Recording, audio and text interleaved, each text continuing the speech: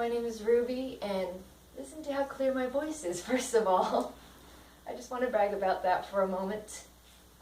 This is my friend Peter, and I've been getting a lot of comments and questions from people who are friends with other people that might have pandas or problems similar to mine, and wondering just how they should interact with that person. And I think no one can answer that any better than Peter, who has been my childhood friend for years, long before I've had pandas, and he's been by my side throughout the entire duration of it.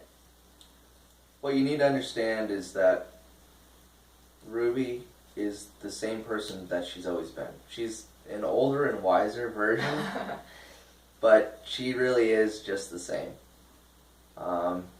The one thing that I have done, I don't think I've ever told her this before, is I've tried to, when talking with her, I've tried to make my speech more positive and not talk about maybe the negative things that are happening in my life. Because I have realized that, I have it pretty good. But, it's actually, doing that has actually helped me a lot in my life, because I find even when I'm not talking to her, it's like spilled over. I still think about the positive things more than the negative. So she's helped me a lot. That's one of the many things that she's taught me. Yay. So that's actually something that I really like that Peter said, that I am still the same person. There are definitely bizarre rules. He can't talk to me on certain days and whatnot, and you're definitely going to have to remember that if your friend has like a weird timed thing like myself. All of my friends have been very understanding of that.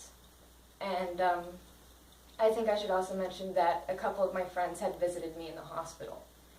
They certainly never needed to do that, and a couple of them went through a giant storm or put off family meetings just to come over to the hospital and say hi, whether or not I could actually talk back to them.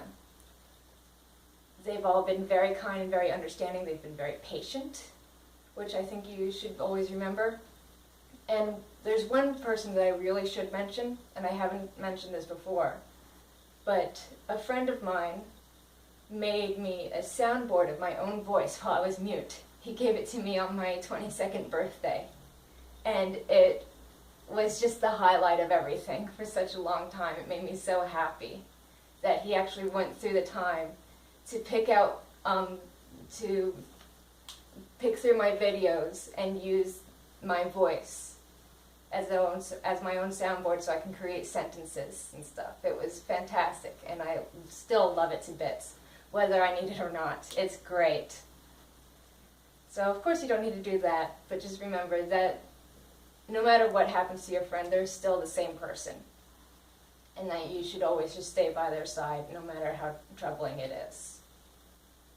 Now, there is one other thing I want to mention in this video. I'm sure a few of you now realized that I kind of like dates and celebrating different and strange things. Twice already I've made 2 videos celebrating the date where nothing happened, in between the day where I fell mute and when I started twitching during this exacerbation. I remember the day when I first got sick. All of that I remember. When I first went to the hospital. I like dates, I like to mark them down, I like to celebrate silly things. So we're going to make this a fun little contest. We all know that I'm now talking, so I want people to guess the date where I will finally stop twitching.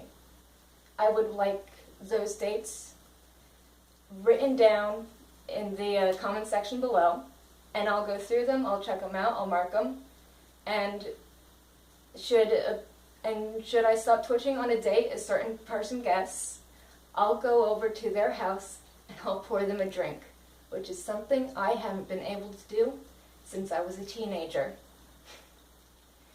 Anyway, that is all I'd like to say. Remember to put the dates below, and hopefully one of you are right. Anyway, thank you for listening to us. Bye.